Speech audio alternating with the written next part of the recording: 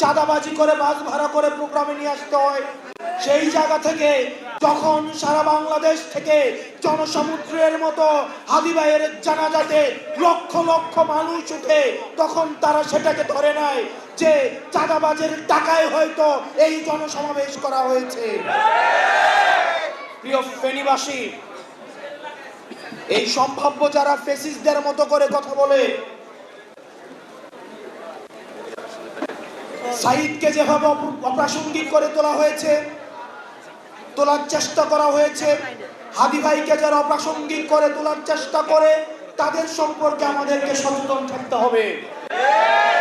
প্রিয় ফেনীবাসী, আমরা দেখেছি হাদি ভাইয়ের হত্যাকাণ্ডের পরে এখনো পর্যন্ত আমরা কোনো দৃশ্যমান অগ্রগতি দেখতে পাইনি।